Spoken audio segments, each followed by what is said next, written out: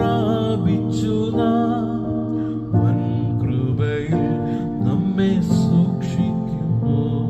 കൃപാ കൃപാ എന്നാർത്തുകൊണ്ട് കൃപാസന തൊടടുത്തിടുക.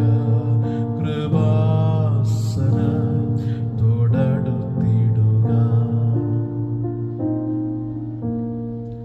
നാം വിമുക്തന്മാർ ദൈവ കൃപ ലഭിച്ചോർ യാഗിൽ സന്തോഷിച്ചാനന്ദി